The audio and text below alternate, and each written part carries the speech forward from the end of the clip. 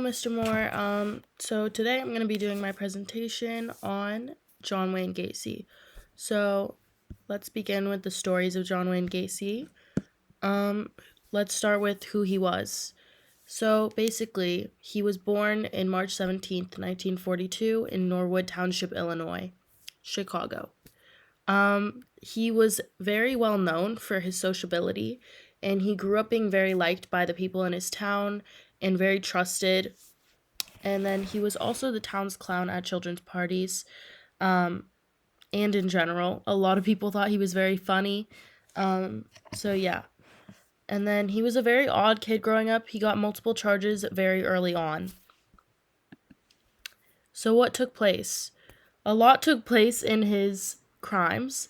So since the beginning of his years, he had early signs of sadism, which is basically having pleasure in other people's pains and stuff, which is a very bad sign early on. This led him to multiple sexual assault charges. The first one was two boys, which he lured from a park, and he basically raped them, and he got charged for that. So, yeah. And later on, he began kidnappings, and that's when he buried people underneath his house, and he would kill them, rape them, murder them. And the majority of his target was young boys or just boys in general. I think there was one girl, and yeah, so that's when he became known as a sex offender and serial killer.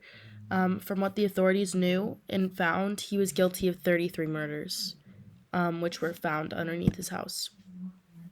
So, when did this take place? So, the sodomizing of two young boys, that was the first two boys that he got charged with. That took place in 1964. That was the first official crime that he got charged with. And then in December 1978, Gacy came to the attention of the authorities after the 15-year-old boy goes missing in Des Plaines.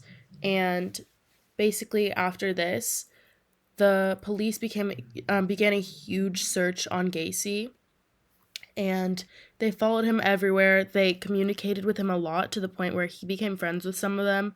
He got to know them really. They got to know him really well, and they were with him a lot of the time. They were following him all everywhere. So yeah. And then in December 21st, 1978, the police began the executing of a search warrant. They found the first set of victim remains in the crawl space underneath his house. And then other of his victims were found buried everywhere in his house, which is where he would hide the bodies.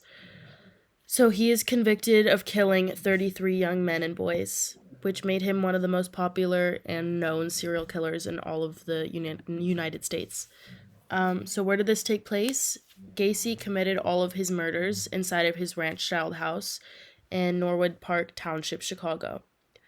So he would typically bury all of them underneath the crawl space underneath his house, which is shown in the picture right over here. The arrow is pointing to the crawl space. This is his house, and right underneath is the crawl space. And then all throughout here is his yard, which he began burying after it became too many people, which is just horrible. And then why did this happen? So like I mentioned earlier, Gacy grew up as a very odd boy who had very abnormal pleasures, which was sadism. He liked seeing other people in pain, and he got pleasure from it. So that began his process of hurting people, and he liked it a lot. And then another reason why this happened was because his town trusted him very well. They all liked him. He was a very likable guy, and his parents trusted him around their kids because he was the clown for all their parties. He was very sociable, always smiling, and he was laughing all the time. So people did trust him a lot, which is what made it easier for him to go so long without getting caught with these crimes. So the importance of all of this is that it was a massive event that shook up the whole town.